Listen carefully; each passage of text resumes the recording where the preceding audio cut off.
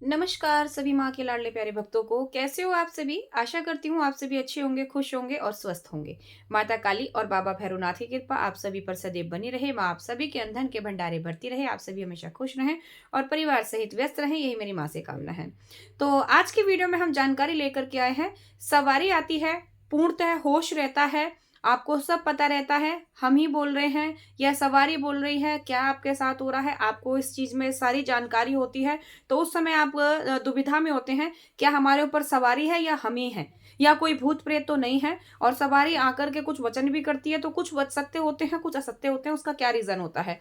काफ़ी बच्चों के ये कमेंट होते हैं, लाइव में भी बच्चे यही पूछते हैं और कुछ मेरे शिष्यों के भी यही प्रश्न हैं, क्योंकि वो बच्चे मुझे काफ़ी बार कमेंट कर चुके हैं और मैसेज कर चुके हैं कि गुरु माँ हमारी सवारी के वचन सत्य नहीं हो रहे हैं और सवारी के वचन सत्य कराइए।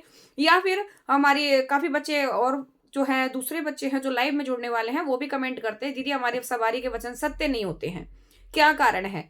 और हमारी सवारी के समय हमें पता रहता है कि हम हैं, हम ही कर रहे हैं जो कुछ कर रहे हैं, लेकिन हमारा कंट्रोल नहीं रहता उसके ऊपर। तो इन सब चीज़ों का क्या कारण है, किस कारण से ऐसा होता है? कई बार इन चीज़ों के बीच में ऐसा भी होता है कि सवारी आ रही है तो कई बार वचन सत्य होते हैं, कई बार नहीं भी होते हैं। कुछ ही वचन सत्य होते हैं, बाकी सब झूठे होते हैं। तो जिसके ऊपर सवारी आती है उसके मन में भी ये विचार चलने लगता है और उसके परिवार के में भी ये विचार चलने लगता है, क्या ये सचमुच सवारी माँ की है या किसी भूत-प्रेत की? तो इन चीज़ों की दुविधाओं को दूर करने के लिए वो पहुँचते हैं किसी भगत या तांत्रिक के पास में और वहाँ जाकर के वो कुछ झाड़-फूँक कराते हैं। अब तांत्रिक भगत तो जानते हैं भई आपके ऊपर क्या है, क्या नहीं है। तो वो अपनी कुछ विद्याओं के द्वारा आपकी उस सवारी को उतार लेते हैं, आप उस समय नॉर्मल हो जाते हैं, फिर वो ना वो कभी सत्य वचन होने वाली सवारी आती है, ना कभी झूठे वचन होने वाली सवारी आती है। और वो भगत उस तांत्रिक अपनी विद्याओं से, उस शक्ति से वचन लेकर के अपनी चीज़ों में उसको इस्तेमाल करने लगता है। फिर आपके पास से ये ऊर्जा हमेशा के लिए चली जाती है। तो ये गलती अधिकतर बच्चे दोहराते हैं और इन चीज़ों को आप ना करिएगा। तो ऐसी ही कुछ जानकारियों के बारे में आज हम यहाँ विस्तार से बात करने वाले हैं। उससे पहले यदि आज आप पहली बार इस चैनल पर आए हैं और अभी तक चैनल को सब्सक्राइब नहीं किया है, तो जल्दी से चैनल सब्सक्राइब कर लीजिए और बेल वाली घंटी को ऑन कर दीजिए ताकि आने वाले हर लाइव और वीडियो का नोटिफिकेशन आपके पास में सबसे पहले पहुंच सके और आप किसी भी महत्वपूर्ण जानकारी से वंचित ना रह पाएँ। इसके अतिरिक्त यदि किसी बच्चे को मुझसे पर्सनली कोई समाधान करना है, तो उसके लिए पीछे नंबर दिया हुआ है। इस नंबर पर अपनी सेवा जमा करके आप मुझसे पर्सनल कॉन्टैक्ट कर सकते हैं। काफ़ी बच्चे लाइव में नंबर देख करके और वीडियोज़ में नंबर देखकर डायरेक्टली कॉल करते हैं। तो आपको मैं ये कहना चाहूँगी, ये नंबर सिर्फ़ उनके लिए है जो दरबार में नहीं आ सकते हैं। दरबार मेरा निःशुल्क चलता है, दरबार में आप शनिवार के दिन आ सकते हैं। बाकी पर्सनल बात करने का चार्ज ही है।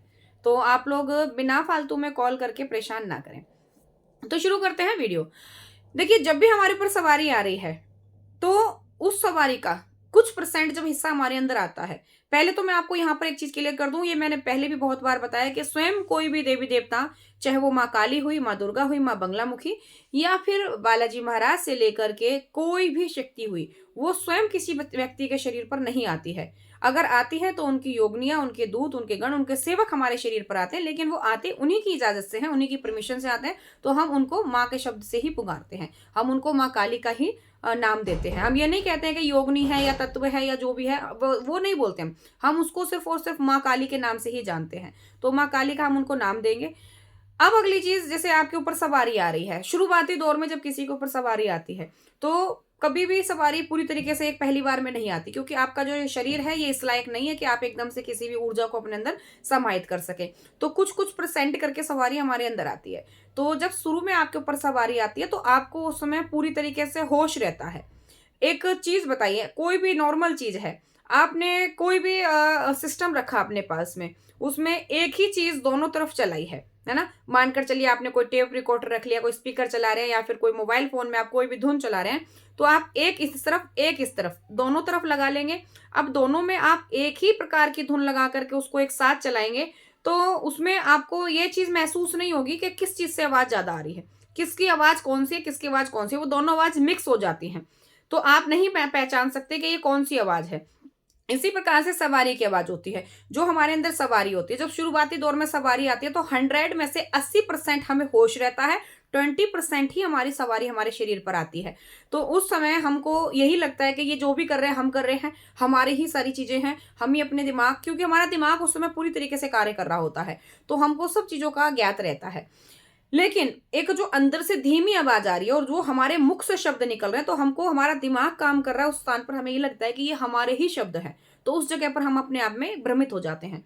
तो ऐसा नहीं होता, वो सवारी होती है लेकिन 20% सवारी होती है, उसके कुछ तत्व हमारे आगे आते हैं। अब ये सवारी प्रबलता में कैसे जाती है, ये आप ही के ऊपर है। आप जितनी अच्छी पूजा भक्ति में आगे बढ़ेंगे, जितना इस सवारी, कहते हैं ना सवारी के तत्व को, मैं कई बार बोलती हूँ, तत्व को मजबूत करिए, अपनी ऊर्जा को बढ़ाइए, तब ये कार्य आगे संपन्न होंगे। तो ऊर्जा मतलब यही है कि आपके अंदर 20% तत्व तो आ गया, अब इस 20% तत्व को 100% में कैसे बदलना है? आपको निरंतर अपनी पूजा भक्ति करके, अपना जप करके, जितना ज्यादा अपनी पूजा भक्ति में समय देंगे, जितना मंत्र की ऊर्जा उस शक्ति को देंगे, उतनी वो प्रबल होगी। तो वो 20 से 40, 50 ऐसे बराबर होगी। लेकिन जब ये सवारी बराबर स्तर पे आ जाती है, 50-50% आपके ऊपर सवारी हो जाती है, जिस समय आप ऊर्जा, आपके अंदर कोई ऊर्जा आ रही है, उस समय 50% ऊर्जा है और 50% आप हैं, तो उस समय क्या होता है, आप अनियंत्रित हो जाते हैं। आपको किसी प्रकार का कोई होश नहीं रहता, आपका माइंड जो है एक जगह पर स्टॉप हो जाता है। तो वो जो माइंड चल रहा है वो ऊर्जा का चल रहा है और आपका माइंड स्टॉप है। आप देख रहे हैं सब कुछ, आपको पता लिख रहा है, लेकिन क्या बोल रहे हैं, क्या करने जा रहे हैं, किस कारण से कर रहे हैं, उसका आपको कोई ज्ञात नहीं रहता। वो 50-50% ऊर्जा जब आपके अंदर आती है उस समय होता है। लेकिन उस लेवल को पहुंचने तक आपको निरंतर जप, मंत्र जाप, आराधना करनी पड़ती है अपनी ऊर्जा को बढ़ाने के लिए, तब ऐसा होगा। और ये चीज कोई गुरु नहीं करेगा, गुरु सिर्फ आपको ज्ञान देगा और आपको ये ऊर्जा स्वयं ही बढ़ानी है। जितना आप इनकी मंत्र जाप से ऊर्जा बढ़ाएंगे, उतनी ही इनकी जो परसेंटेज होती है ऊर्जा की, वो बढ़ेगी शरीर में। तब आपके साथ में ये सत्य वचन पर चलेंगे। और शुरुआती दौर में कोई भी सवारी आकर आपको पूरे वचन नहीं करेगी, क्योंकि एक बार में सवारी आई, सारे वचन कर गई, आपके कार्य पर कर गई, तो फिर हमको भी अहंकार और घमंड हो जाता है और वो सवारी की भी कदर कम हो जाती है। तो शुरुआत में सवारी आकर कुछ समय के लिए आपको, आपके परिवार में जितने सदस्य हैं जो उनको मान रहे हैं, पूज रहे हैं, इन सब की परख करती हैं। इनको थोड़े थोड़े संकेत देते हुए इनकी परख, इनकी पहचान में आगे बढ़ती हैं। तब ये चीजें पूर्ण तरीके से कार्य करती हैं। और ऐसा आपके अकेले के साथ नहीं हो रहा, जिनके भी ऊपर में शुरुआती दौर में सवारियां आती हैं, तो उनके साथ ऐसा ही होता है। तो ऐसा नहीं है कि वो वचन आपके हैं, सवारी के नहीं है, वो सवारी के वचन है, लेकिन 20% सवारी है, उसमें 80% आप खुद हैं। तो आपको पूर्णतः होश रहता है। कई बार बच्चे कहते हैं ना कि सवारी वचन नहीं करे, क्योंकि वो सोचते हैं कि ये वचन हमारे ही हैं, तो वो अपनी उस ऊर्जा को रोक कर रखते हैं। तो जो रोक कर रखते हैं उनकी ऊर्जा कभी बाहर नहीं आ पाती है। इसी कारण से ये समस्या आप लोगों के सामने आती है। तो उस ऊर्जा को बाहर आने दीजिए और उस ऊर्जा को प्रबल करिए। मंत्र जप से, अपनी आराधना से, पूजा भक्ति से उनको और प्रसन्न करके वो ऊर्जा प्राप्त करिए। तब आपका 50% लेवल बनेगा, तो आपको उस दायरे में होश की स्थिति नहीं रहेगी। जिस समय ये होश की स्थिति नहीं रहने वाली ऊर्जा आ जाती है, उस समय आपको ऐसा लगता है, जब सवारी चढ़ती है तो वो आपके इतने हिस्से से जब सवारी चढ़ेगी, तो आपको ऐसा लगता है जैसे कि आप पीछे जा रहे हैं, आप घूमते जा रहे हैं, घूमते जा रहे हैं, एक स्वप्न की अवस्था में पहुंच रहे हैं और एक गहरी निंद्रा में जाते जाते उसमें आप एक सपना सा देखने लगते हैं, है ना? और जब उस सवारी का जाने का वक्त होता है, तो आप उसी पोजीशन में फिर से वापस आते हैं। पहले आप क्लॉकवाइज जाते हैं, फिर आप एंटी क्लॉकवाइज घूमते हुए बाहर आते हैं। तो सवारी अपने शरीर से बाहर आ जाती है, ऊर्जा जो होती है, और हम अपने उसी पूर्ण होश में आ जाते हैं। इस प्रकार से वो 50% का लेवल आपके साथ चलता है। तो इसी प्रकार से सवारी का तत्व चलता है, यह सवारी की ऊर्जा होती है। आशा करती हूँ आपको ये जानकारी अच्छी लगी होगी और इससे आपको एक नई जानकारी, एक नई पहचान प्राप्त हुई है। अगर ऐसा ही है तो वीडियो को लाइक कर दीजिए, शेयर कर दीजिए, ताकि आगे और भी बच्चों के पास ये वीडियो पहुंच सके जो इस चीज से परे, जिनको इस चीज का कोई ज्ञान नहीं है और वो भी भ्रमित अवस्था में है, तो उनको भी इस चीज का पूरा ज्ञान हो सके। मिलते हैं आपसे ऐसी ही नेक्स्ट वीडियो में और अधिक जानकारियों के साथ। तब तक के लिए सभी को जय मां काली, हर हर महादेव।